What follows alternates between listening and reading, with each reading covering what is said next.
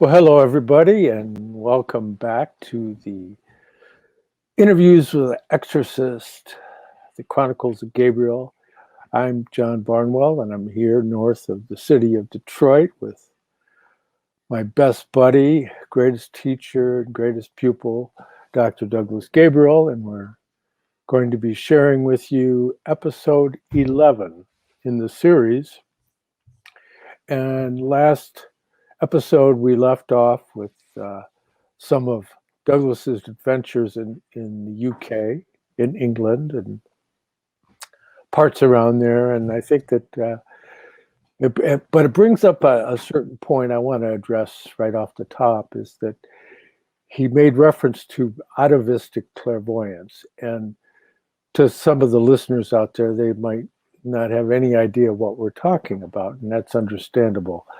Atavistic refers to in the blood, and it's in reference, atavistic clairvoyance is to the indications that Rudolf Steiner had given regarding humanity as it left Atlantis and developed towards the incarnation of Christ, that the early population had this clairvoyance that was inherited. It was in the blood. It was a part of your membership of your whatever tribe or group that you belong to. And so as we came towards the individuation that was brought into being through the deed of Christ, these powers of atavistic clairvoyance gradually receded, of course, not at the same rate with everybody, with every culture, and so that the principles of the development of clairvoyance and all of that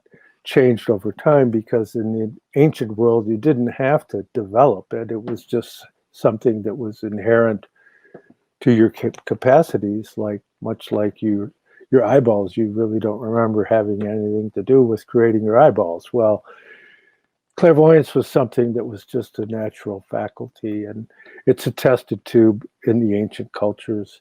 And so I just thought I'd clear that up, because he made reference to people being critical of that was like it was something bad or something. But that's not the only way in which these clairvoyant abilities can manifest through tribalism, so to speak, because there's also the capacities that arise as a result of previous incarnations, and that's a completely different manifestation. And then there's the faculties that arise through doing the techniques, such as those that are in chapter 2 of Occult Science and Outline, or in Knowledge of Higher Worlds and Its Attainment by Rudolf Steiner. So anyways, without further ado, hello, Douglas. Hello, John. How are you feeling today? I'm doing fine, thank you. Well, I'm glad you clarified that point, because we left off yesterday with remarks about David Spangler and a remark about Peter Hurkos. Peter Hurkos is a perfect example of what happens when you basically traumatize your cerebellum and go into the collective unconscious. And that's what he did. He fell off a ladder. He was a Dutch painter. He fell off a ladder, bumped his head, had perfect clairvoyance, and literally one of the most recorded and verified clairvoyance of all times. And then later, something else happened to him, and it was gone. And from one day to the next, he had it, and then he didn't have it. Well, that's kind of the same thing. It's like, as you say, tribal or basically folk consciousness. There's also another way in which these capacities can come forth that's really obscure, but there's a process called trepanning, and basically Peter Hurkos had been involuntarily trepanned, so to speak. In trepanning, what they do is they drill a hole in your skull and release some of the cerebral spinal fluid that surrounds the brain, is floating in it, and it's said to release a certain amount of pressure on the brain and allows the brain to be able to enter into the rhythmic pulsations that arise from the blood more completely, and that this can lead to clairvoyant capacities. Now, in the skulls of the Merovingian kings, for example, you can see that they're trepanned. And so that would have said that they would have manifested powers of seership. So that's just another aspect to it I didn't think to mention. And then there's the religious orders, who a lot of them would put a tonsure on their head. They would basically shave their head up here to open them up to basically clairvoyant insight. And those are the kind of things that you can do that are of the past, and they're really not going to help you if you don't have moral development. You may be able to go into the spiritual world by drugs or by being trepanned or shaving the top of your head, so on and so forth. But it doesn't really matter. If you don't have moral stature, you can't remember what you experienced there. And then there's a David Spangler. As we mentioned, John will probably go into this more. But Spangler used to come to Detroit. We would actually pay for him and the New Troubadours, Kathy Malenko, to come to Detroit and basically give a conference or meet with us. And many times, I remember once we were sitting in Brian Lynch's house and we asked David a question, and he just kind of sat back, relaxed, and I could literally see him, just like Tibetan monks, go into this etheric head, which is up behind you, and that's the reason the cerebellum would, when you traumatize it, it can actually create this. But he would go into this kind of collective superconscious, and you could literally see, I could see, that is, angels coming from all directions to fill him. And he would literally, you could see him commune with them. It was like he was having a conversation with them. And because I could read people's thoughts, I could see what was happening. So we'd ask him really difficult questions, which he absolutely did not know the answer to. And he would go into the spiritual world, get the answer, and bring it back and satisfy all of us. We all sat around and we'd ask him questions until we were tired of asking questions.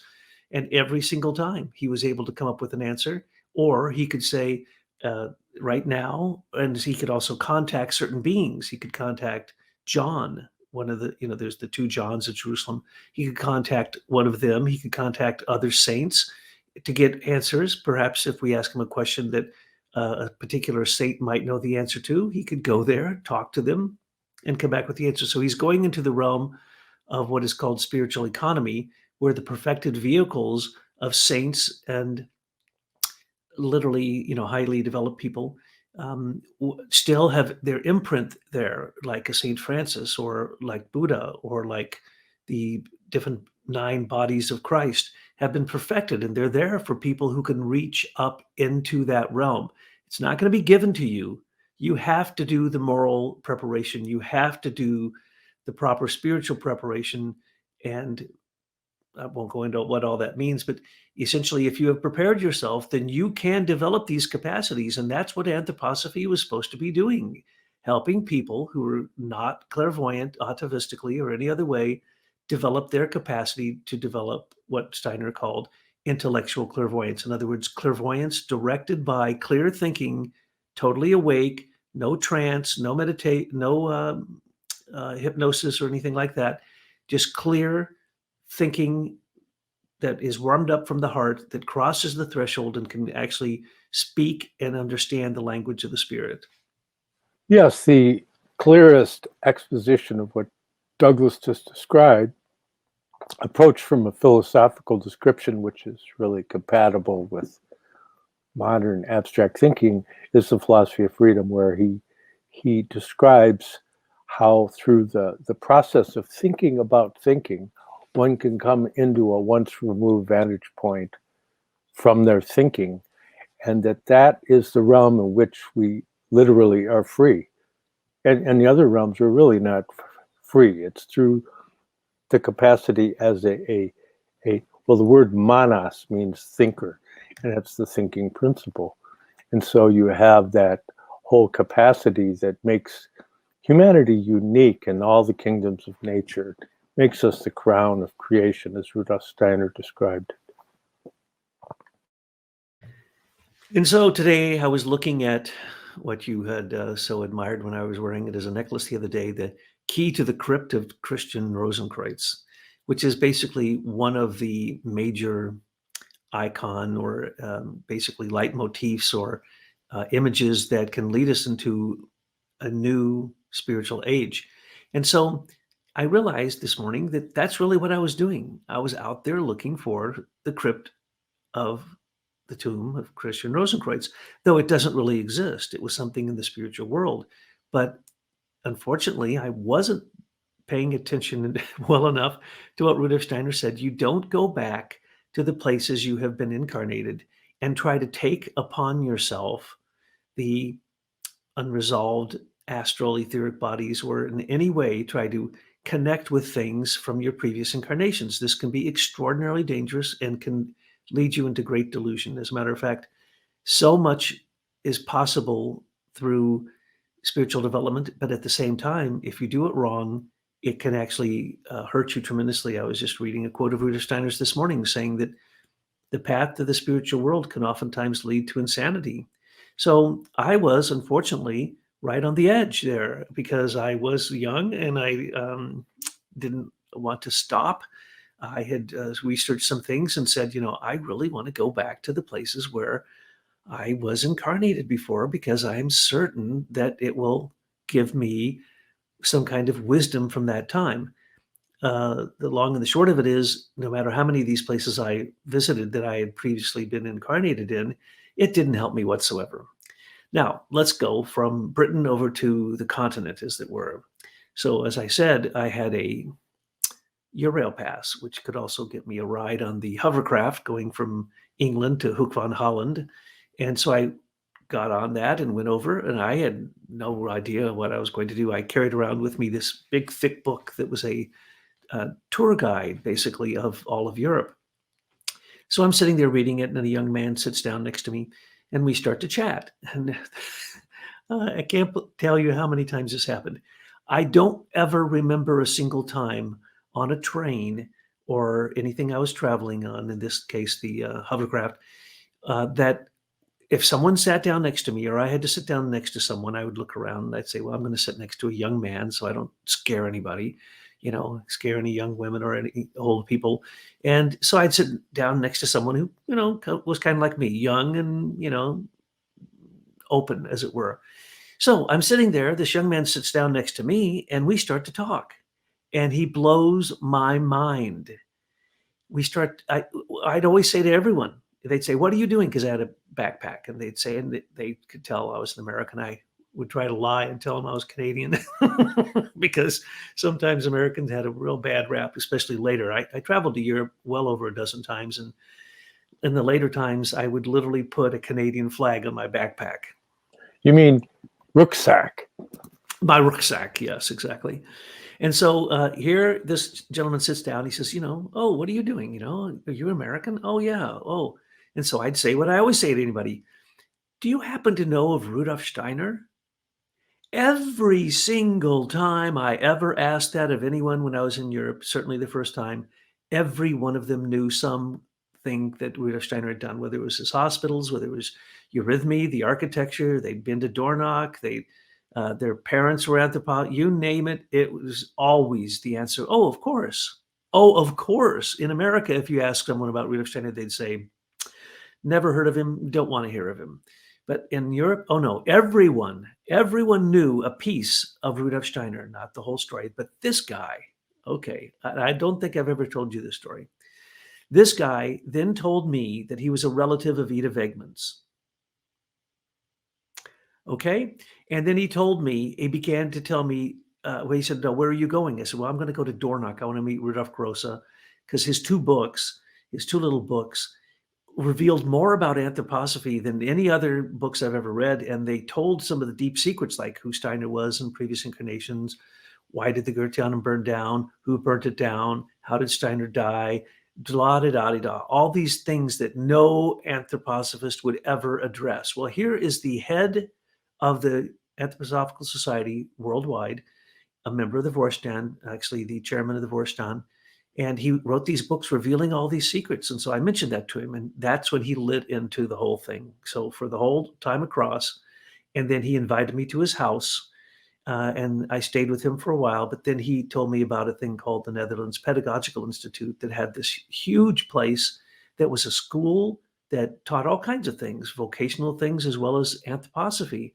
It was a place where if you went there, even a foreigner like myself could join this association, the Dutch association, and you would then have medical insurance. And it's like, what are you talking about? This doesn't happen anywhere on the earth. Not even the Camp Hill communities I'd visited in America had anything like this. So eventually, that is where I hung out in Amsterdam, is at the Netherlands Pedagogical Institute's school. I forget what they called it. They had some, Dutch name, and talk about hard to pronounce. Dutch names are very, very difficult. But anyway, so he starts telling me that he's a relative of Ida Wegman and that Rudolf Steiner and Ida Wegman had a baby. I'm like, what are you talking about? He goes, no, seriously. And this baby grew up and is now this old, and she's written books, and they're all secret. You have to go to Switzerland, to some city in Switzerland, to meet her. And I said, well, I'd like to meet her. Because no, you're not going to be able to meet her. Almost no one gets to meet her, because they basically hate her, and they say that she's a liar, and that Steiner certainly didn't have a child with Ida Wegman, and blah, blah, blah. But this guy said he was a relative of Ida Wegman's. And then I said, okay, well, then where's the foundation stone from the 1913 foundation stone of the first Goetheanum? He goes, oh, well, that's in the, what is it called? The auditorium beneath the main hall. And if you stand on stage and you look at the front row and you count over 2 seats, it's right underneath that. I'm like, how could this guy know these things? So he told me the entire lay of the land of the Goetheanum. And so we were becoming fast friends. I told him the truth about myself. And he says, oh, well, you don't want to go there. He says, don't you know they crucify clairvoyants there? They're not a school for clairvoyance. There's nobody claiming that they've got any clairvoyance from Rudolf Steiner's training. Nobody does. And if they do, then they probably had it beforehand. And I'm like, oh, who is this guy? But he told me so many things that I knew were true, that the things he told me that I'd never even heard about, I didn't know what to make of. But what it did was it prepared me for going to Dornach, which basically at that point, that's where I was going to go pretty directly as soon as I got to the continent. But I didn't. I hung out with this guy, and he showed me book after book of amazing places. I told him my desire, that I wanted to go to the oldest places where rituals have been continuously performed for as long as possible, because I was certain from my experience in England that those are the places I wanted to visit, because I could somehow tune into that. And so he started telling me about this place and that place. And just for example, right across the border from Holland and Germany is a place called Aachen, Aachen, which was the seat of the Carolingian dynasty. It's where Charlemagne ruled. So we went on a day trip over there, and I could tell that it was absolutely authentic. It was just amazing. It was as if things hadn't changed since the time of Charlemagne. Matter of fact, they had still the oldest building that literally Charlemagne operated in, and then they had added on to it 3 or 4 sections, which were newer. So I'm telling this story just so you get a feeling for what happened next a lot, which I'm not going to tell you all these stories. But what would happen was, because I'm a brash, brazen American who thinks they own the world, I guess, we are very cocky. In those days, there were very few young people like myself backpacking through Europe. Very, very few. It was rare to run across someone like myself doing what I was doing. So we went there, and when you get there, there's this door that you can open to enter into the cathedral, but it's a secret handle. And I walked right up, stuck my hand in this thing, reached up and opened the door. And because we'd gone up, he tried to open the door. And I said, no, here's how you open it. I reached in and I opened it. He goes, how could you know that? You didn't, how did you know that? I said, I don't know. I've been here before. I've absolutely been here before. That's how I knew. And so we went in, and we were going around. We weren't supposed to be there.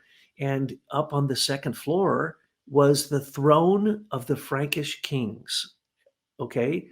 And then the German kings took it over.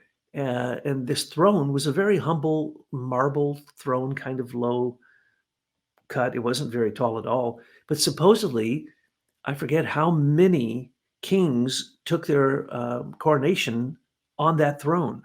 So, like a good American, and my friend, I'm going to call him Andre, though I think that's not his name. He had some strange name I probably couldn't pronounce, reason I can't remember it.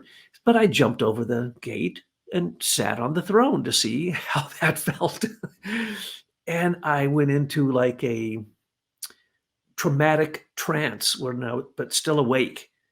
And all this stuff came alive. And he's standing there looking at me like, he said later, he said he called out my name a few times, but I wouldn't respond. So I'm sitting on the throne and I'm looking out over this kind of balcony thing down into it's like a church. It was a church, but it was built on the same structure as the Templars later built their structure.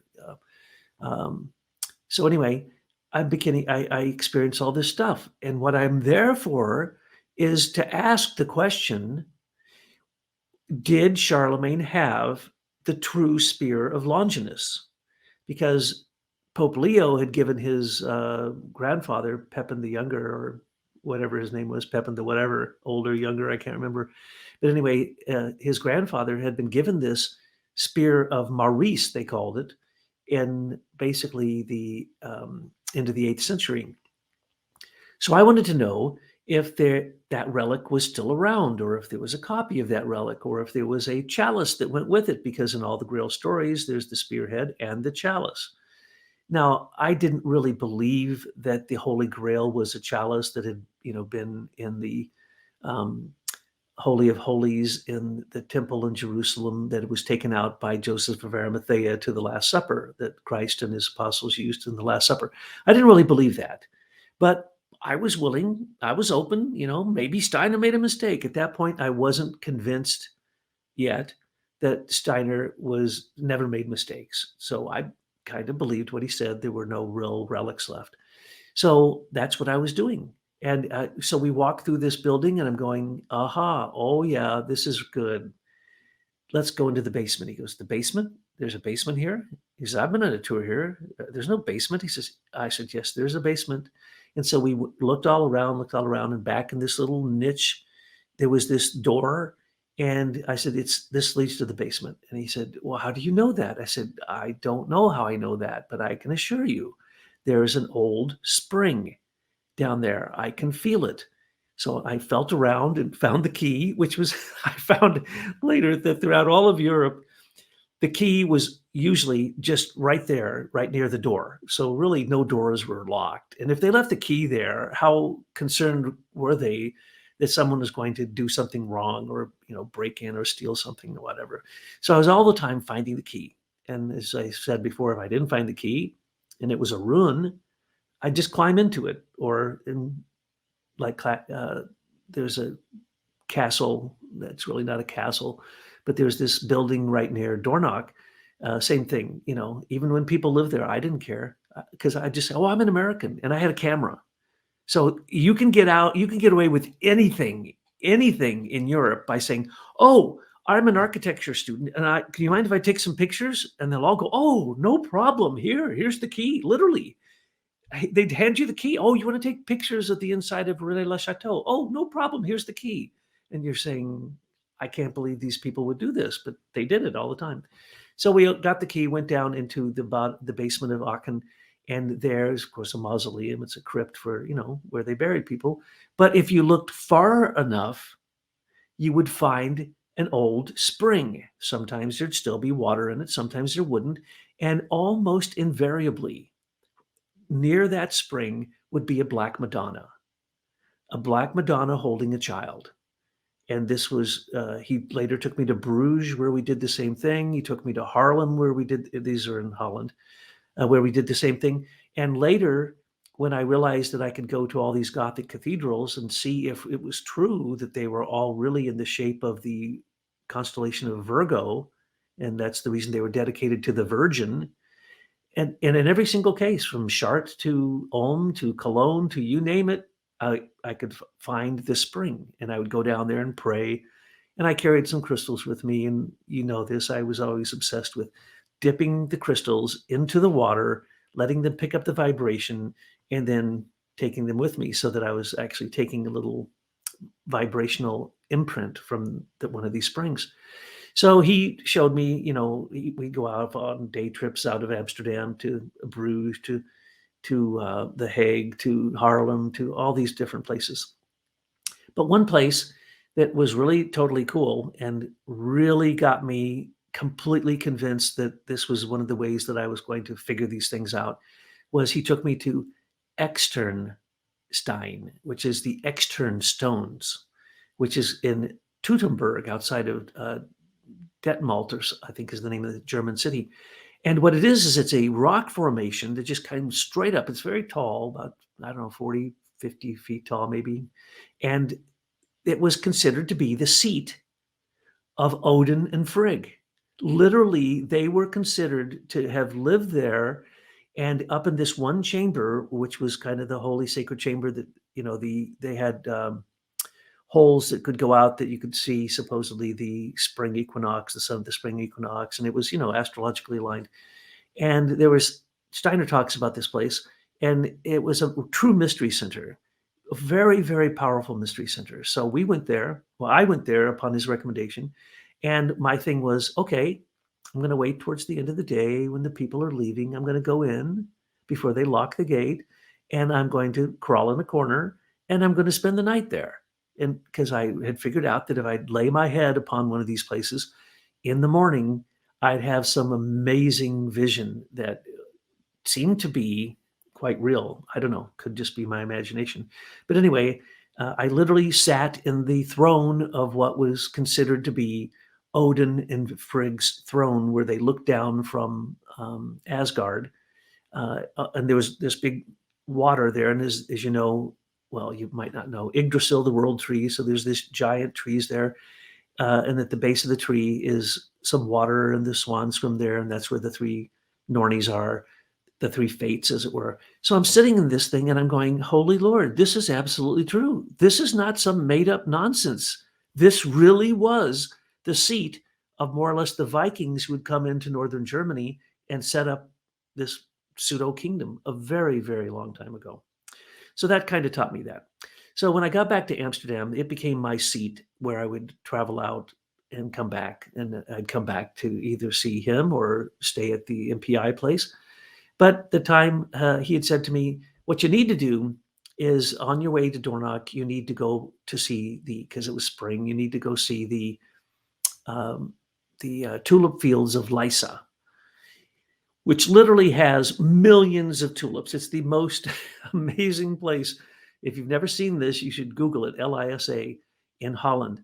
They grow a lot of the tulip bulbs. And as you know, at one point, tulip bulbs were very, very expensive, certain rare ones.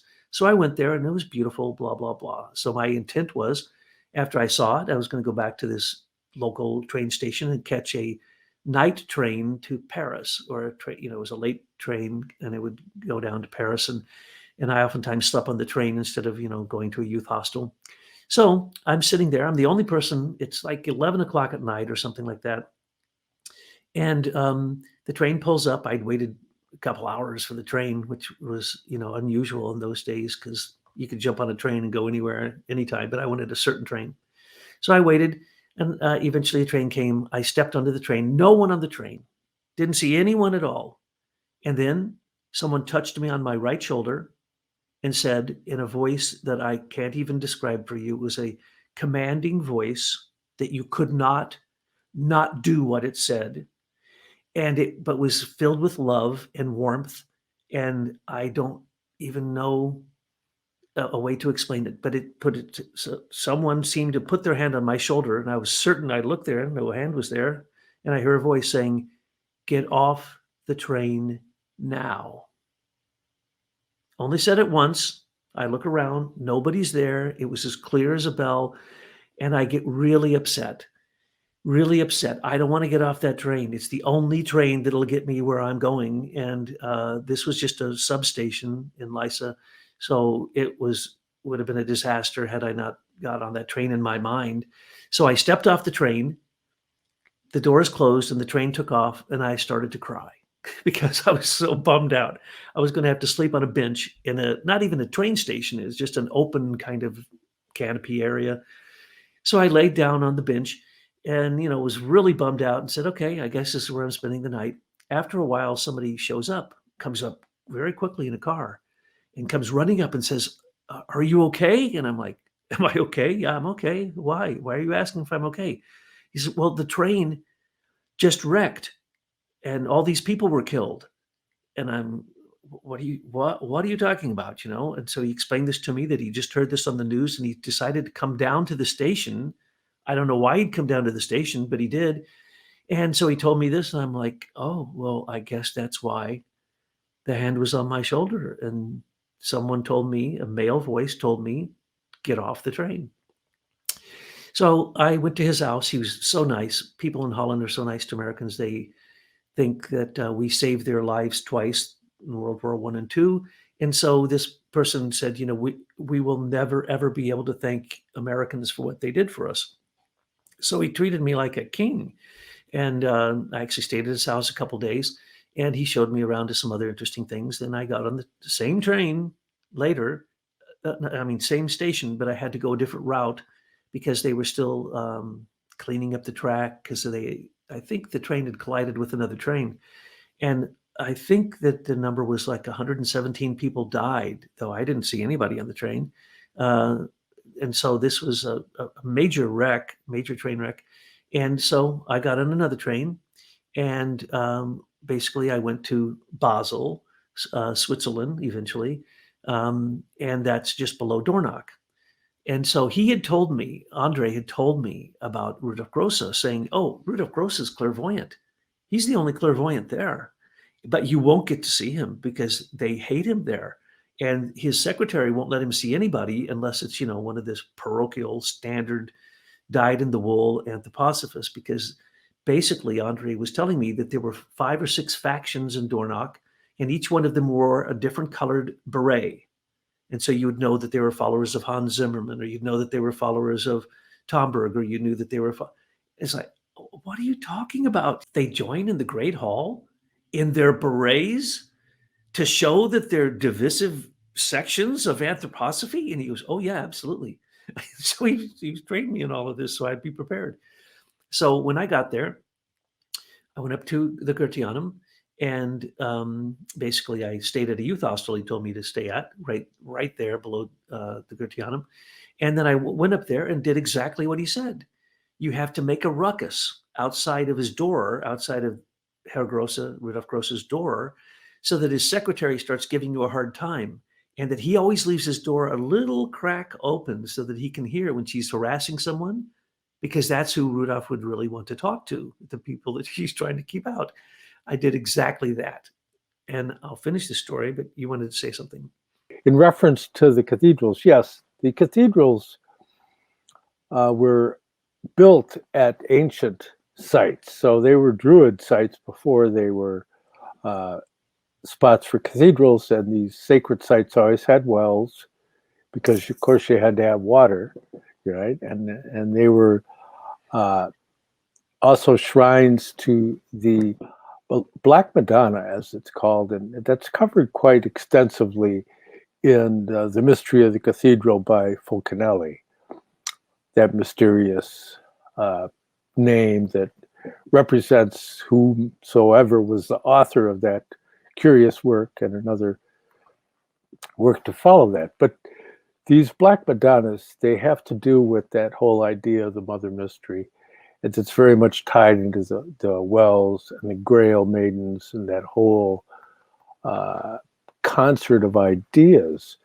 But in getting to the extern stones at Paderborn, Germany, Rudolf Steiner talked about that was a ancient mystery center that was founded by the initiates Goetheanos, and that at this center they had this way high up in the air. You had to walk across this rope to show your courage, and really, if you didn't pull it off, you'd fall down and probably die. So it was a mystery center that was dedicated to the mysteries of courage, and that's very much tied into that northern pre-intellectual Odin mystery, the Odin or Wotan and Frigg or Frigga. And so you have that idea of coming into the world with courage and absolute non-attachment to your physical nature, so that the Vikings were always striving to enter into Valhalla, that they wanted to approach the world with such an abundance of courage and then die on the battlefield. I mean, it was like totally different from what was going on to the south of them with the Romans and ancient Greek culture and all of that. They weren't participating in any of that. So they were, in the description of Rudolf Steiner, a culture of waiting, that they were still maintaining what's called the sentient soul consciousness. And they hadn't even entered into the intellectual soul, but that there was a ferment within their culture, that it was consisted of a musical culture, and their cult of initiation was very much tied into music. And Rudolf Steiner said that what this did is it laid a foundation so that ultimately you see the high achievements in music and mathematics by those Northern European cultures arising out of that musical mystery center of Wotan and Frigg. So true. It was just like going to Tintagel. You had to go across this bridge. The bridge was so narrow, and that if you fell off of it, you would die. Same thing with the extern stones. They now have a bridge there, but yes, in between the different kind of stones, they were all kind of part of one big thing, but they were separated. And to go to the chamber that I went and slept in, you had to cross a bridge. And yes, if you fell off that bridge, you would die. And that's the reason with the Indiana Jones movie. That was another thing I mentioned yesterday, I think, that I made sure that Kathleen Kennedy put into the story that to get to the Grail, the place the Grail was being held, you had to cross a magical bridge. And the bridge would actually ask you, who are you? Or what is your name? And if you didn't know your spiritual name, you weren't crossing the bridge. And so they did a funny job with that in the Indiana Jones movie. They made it an invisible bridge that you had to just step out and believe it was going to be there. But that's the same kind of thing, that to get into the ultimate chamber, you probably had to put your life at stake.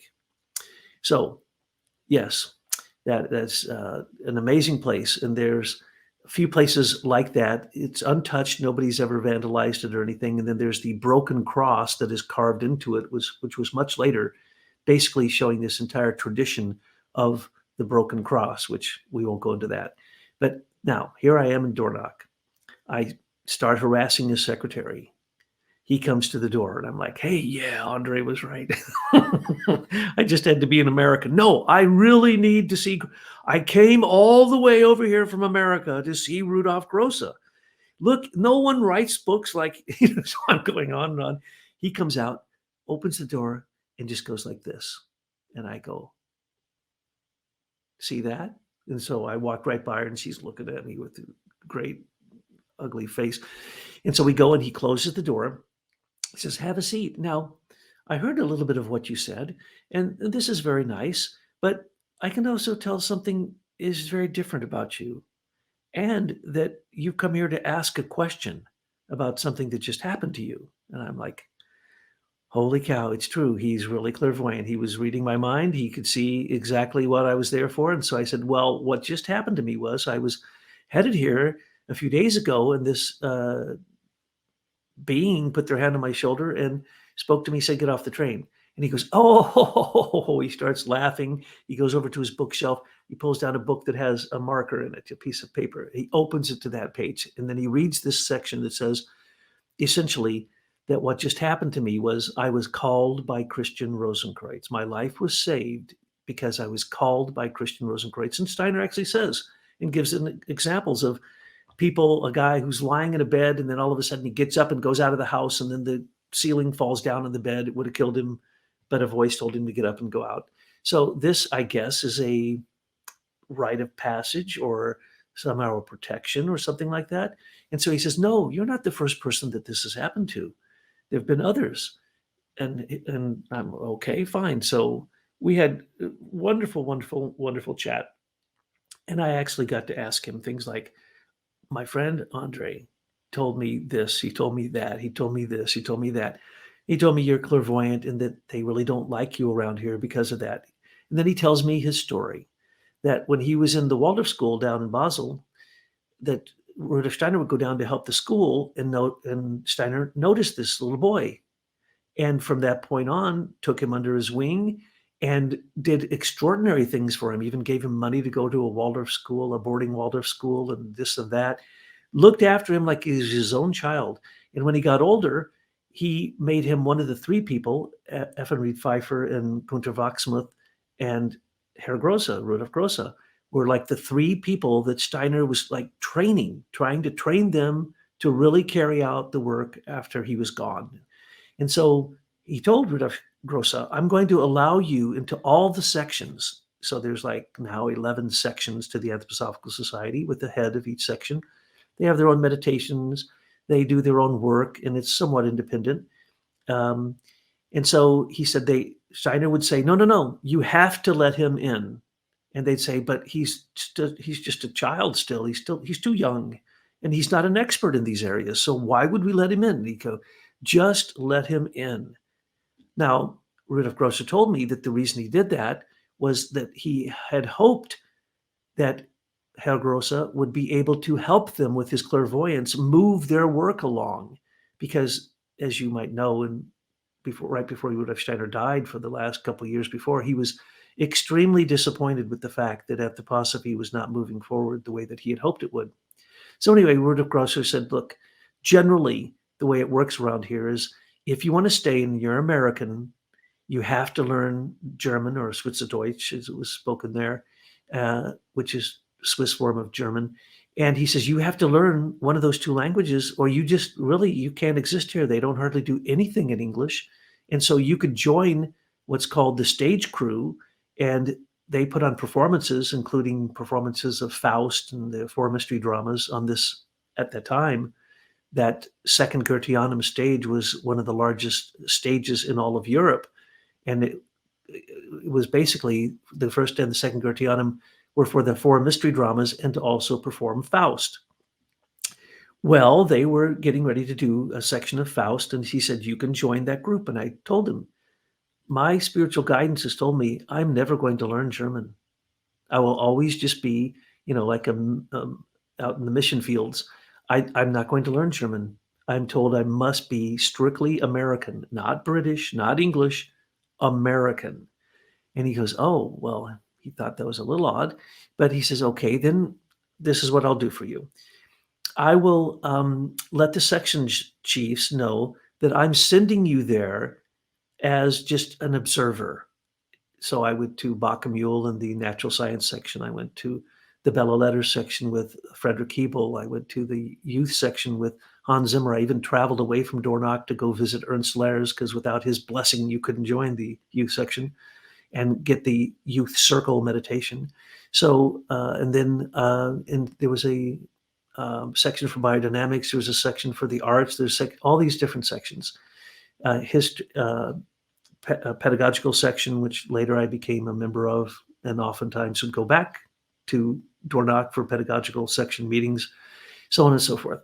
So eventually, I ended up in what was called the Glass House, which was something Rudolf Steiner had built, one of the two buildings. There was the Furnace House, which the natural science section was working on some really strange things. They were trying to take what Steiner gave as the Strader machine in the four mystery dramas, and they were trying to make the Strader machine. Well, I went there and looked at it and said, no. This isn't what he was talking about. He's talking about a moral-driven machine that only someone who's moral and clairvoyant can work. He's talking about radionics.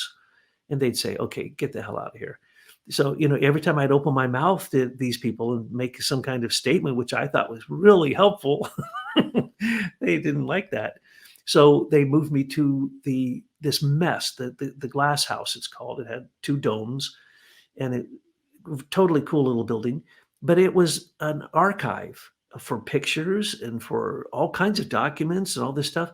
And it was a mess. I happened in there one day to just walk in there, and there was one person working there, and I'm looking around going, you need a little help here straightening up this place. I've been hanging out with, so and so and so and so, and I don't think they really need my help, and I don't want to be on the stage crew. So, and I worked in the gardens, in the biodynamic gardens, and really they weren't impressive. And so went to the glass house, and the guy there said, "Well, you can help me."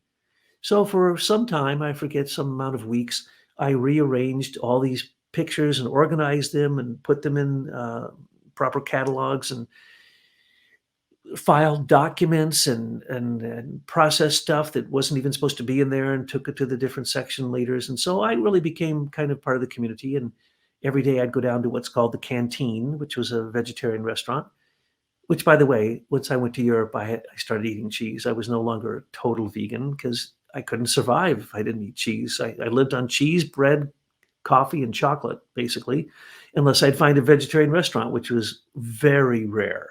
So anyway, I'd go down to the canteen every day, and Rudolf Grosse had said, they wouldn't be happy that I keep meeting with you in my office. So why don't we just, I go to lunch at a certain time. If you happen to be there, well, we can have lunch together and we can have conversations. So the most amazing conversations would happen at those lunches because everyone wanted to hang with Rudolf Grosse. So, other people would join us at the table and we'd have these very spirited conversations.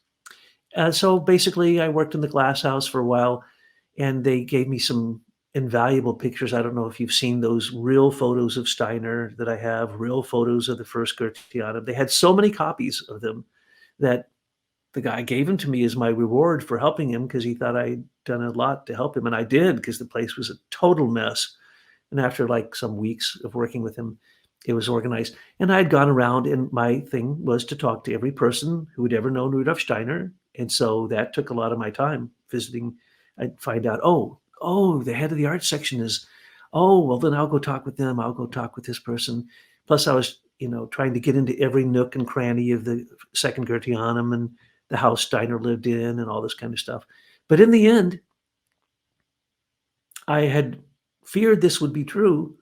It wasn't a home for me either. I couldn't speak German. They barely did anything in English, though a lot of the people spoke English, but they didn't do any courses in English. It was absurd. They didn't, but they would have like an English week sometimes in the summer. And those courses were very basic. But anyway, the point is that it wasn't my home. I loved the place. Schloss Berkshire was a place where, Walter Johannes Stein wrote a book called The Ninth Century, and he said a guy named Waldo took a Grail from Charlemagne, put it on a camel, you know the story, and then the camel was supposed to just wander until it stopped. And when it stopped, that's where the Grail was supposed to be stored. Well, looking out the high window of Schloss Berkshire, which I did have to climb into, and they didn't have tours. You can't tell an American you don't give tours. So I went in and going through this amazing place. I'm looking out this window and I get this vision of, holy moly, there's the camel. Holy moly, it's true. The Grail came to Schloss Berkshire and was stored there for a while. Beneath this, because that's way up on the top of a mountain, not quite a mountain, but very steep hill. Below it were the caves of, how do you say it? Trevisands, the uncle of Parsifal, who Trevisan. Trevisan, yeah, with it Z-A-N-T. These caves were there. And the whole tradition behind this, some people were very obsessed with this. And eventually, so many people came to visit those caves and try to stay in the caves. And me, I would have gone in the cave and stayed there had it been open. They actually closed off the cave, but I was able to still feel the cave and know that it was there. And I really believe that it was true, that this was the area near what would be called the Castle of the Grail. But anyway, I checked out the area and all this stuff, took some trips away, came back, so on and so forth. But in the end, it was, nope, sorry, I can't live here. There's no way I can do it. One of the homeless souls. But yes, the traveling camel, that's a story that Walter Johannes Stein covered in the 9th century World History in the Light of the Holy Grail. And that's where he's giving his description of the story of Hugo von Turan, Hugo of Tours, and that he was a very key individual within that Grail mystery, and he had certain relics that were tied to the life and lore of Hugo von Turan, one of which is the Prepudium Domini, which was supposedly the circumcision of Jesus and things of that nature. So that there was very much a culture of relics that was tied into the Christian church in those early periods. And in fact, every church within the Catholic Church has some relic of the patron saint of that church beneath the altar. So there's very much a custodial relationship to it. But when you get into some of the themes that Douglas is addressing here, such as the train event with getting the tap on the shoulder, it's amongst anthroposophists known as the call of CRC, and that Rudolf Steiner indicated in a lecture that he gave on September 27th. I don't remember exactly what year, but that one would have an event that would happen to where you'd gain a warning and you'd step aside and a tile would fall off the roof, and it would have killed you, things of that nature. That when you get this warning, it's a notification, so to speak, from Christian Rosenkreuz, the leader of the Rosicrucian mysteries in the West, that you had an agreement with him before you came to Earth in that incarnation that you were now being awakened to fulfill. And so, of course, that's going to have mixed results because people don't always manifest certain things that they planned. But I think you can't fault him for not trying. No, but you can fault me for not listening to Rudolf Steiner, but don't do that. I went ahead and did it. So I leave Dornoch and I said, I'm going to go back and talk to Andre because I got to tell him what has happened and that he was right and so on and so forth. So I'm headed back, and just as would happen, I was in Salzburg at the, 400 or 500 year anniversary. And Salzburg is the city of music. So I get there, step off the train, and realize the place is so packed with people that there's no way I'm going to find a place, a youth hostel or any place to stay here. And so, but the train took off, and they were, and you couldn't get another train for some reason. I think because they was all booked or something like that. But anyway, I was stranded in Salzburg. So I think, oh, what am I going to do? So I go up to Salzburg Castle, and I'm walking around, and all of a sudden I get a clear 100% intuition. Someone is here that I'm going to travel with. And I don't know anything more than that. And so I'm walking around, looking around, and then I turn a corner, and I can almost smell it, sense it. I knew it. I turned the corner. I said, the person is around this corner. I turned there, and here's this young man, about my age, taller than me, nice guy from Marin, California. I don't remember his name, because he actually became kind of a bother to me after a while. I didn't, because he would follow me around all over Europe. And but this, just like this coincidental meeting, we see each other, and he starts talking to me. And he finally says, you're not going to stay the night. You won't find a room. I was told I got the last room in Salzburg, and that was 3 days ago. It's here for this festival. Literally below the castle, there were, as many as 10 different orchestras. And they walk around. They walk around playing Mozart. Okay. It's like a marching band playing Mozart all over. All this music's rising up out of the city. So anyway, I go back. He lets me share his room with him. And then we traveled, and I tell him I'm going to Vienna. So we go to Vienna. Went to Amsterdam. And then I told him I'm going to be in Vienna in X number of days, because I was trying to ditch him, actually. Meet me at the Straatsplatz, where they do waltzes every night. Everyone dances. And I'll be staying in the youth hostel there. So we kept running into each other. But he's important for this next story. So we leave the youth hostel one morning before I'd really seen Vienna at all. And we're on a tram, and the tram hasn't quite come to a stop. And I jump off the tram, and I trip, and I hit a curb. And it looks like I'm going to fall down on my face and smash my face. And so it was like a traumatic experience. But in that moment of falling, once I caught myself, and it was inexplicable, he watched this and he says, I don't know how you didn't get your face smashed, because you didn't, it looked like you had smashed your face and really hard on the cement. But anyway, I fell off, stumbled, and then when I came up, I started running. And now he's witnessing this. So the reason I can tell you what happened is because he witnessed it, because I went into some kind of bizarre trance, but a waking trance. So when I came up, I'm on a horse galloping towards the palace.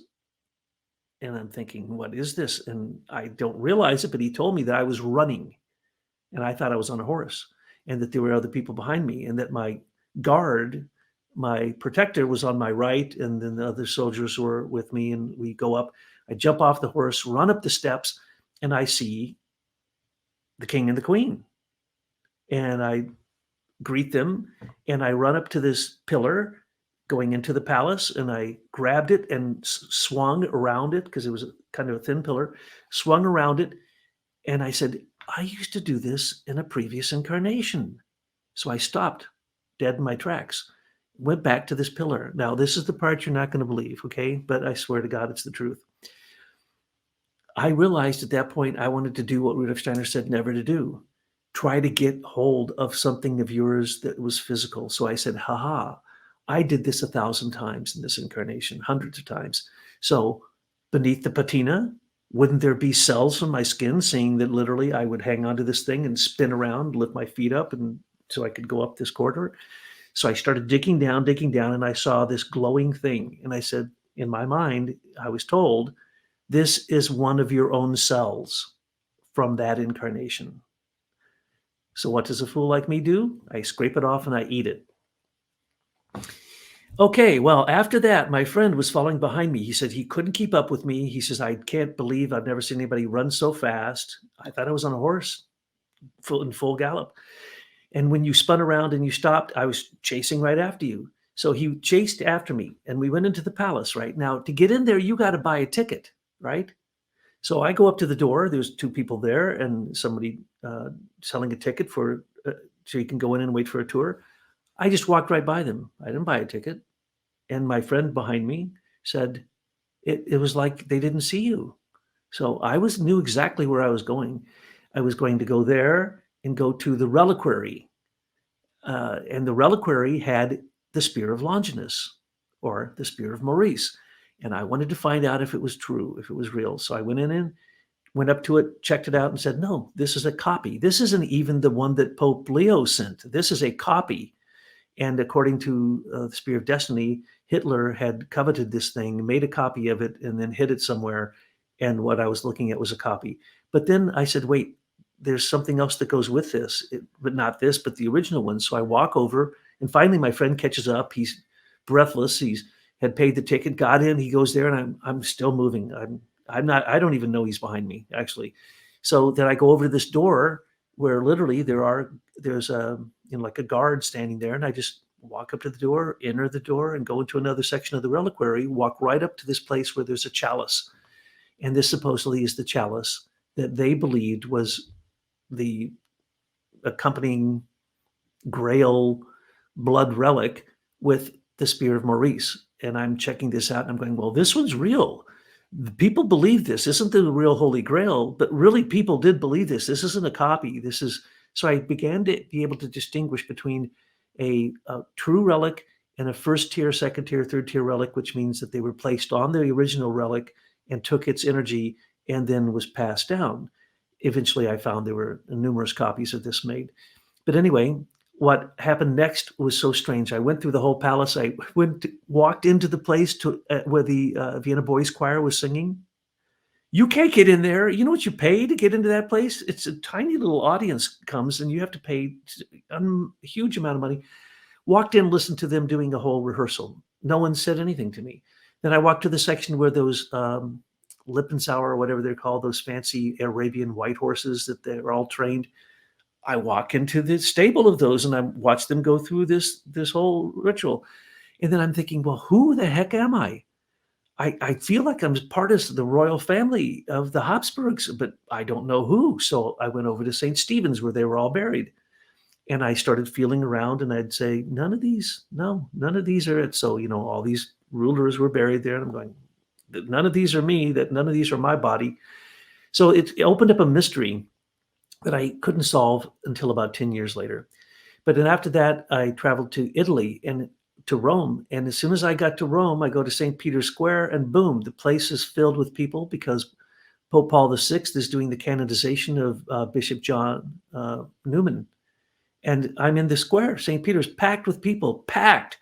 I worked my way all the way up, standing right underneath where he's given his talk, went inside, and they had opened up the whole place because of this festival. And underneath the giant canopy, there is a crypt. And I went down there, and I was feeling around and this, and finally I reached kind of the end of it, and I'm going, holy Lord, I never believed it. These are the remains of St. Peter. So I come out and I talk to some priests and they say, well, that was just discovered a few years ago and we really haven't even told anybody about it. We knocked down this wall because we suspected with some kind of sounding device there was something behind it. And it was indeed what they thought they proved to be the bones of St. Peter. And I also got to go into the Vatican Library. I talked to some priest who was doing the tours and I said, look, this is who I am, blah, blah, blah. And he goes, well, here, when I go this way, you go that way. So I walked into the Vatican Library, walked up to the very place where the metal bars were. I was quite used to the room with the metal cage, bars around them. And, I could look at some of the books and see, well, this was the place that I would have been had I been sent there by Father William. I would have been studying in this particular library in the Vatican. So I got to go all around the Vatican and even walked out into the Pope's garden, which to my knowledge, that's not supposed to be open, but nobody stopped me. So I just walked around, did whatever I wanted, and, had this experience. So later after that, I traveled all over Europe, went to all these places, every major cathedral, every major city, every major museum, went to all of them because I was trying to drink in all of this and see if I could figure out who I was from a previous incarnation. But I couldn't figure out which Habsburg I was, or whether I was just some incidental soldier or whatever. I couldn't figure that out for years. Matter of fact, you were the person when I got back from Hawaii who said, I figured out who you were. We'll tell that story on another day. But the point is that Europe, Britain, none of these places had a home for me. I had gone to Stuttgart, I'd gone to Frankfurt, I'd gone to all these anthroposophic centers. I just couldn't find a place that I felt that I could be at home, go to school, and continue to do my research on anthroposophy and Waldorf education. Yes. Salzburg, the city of Mozart. Yes.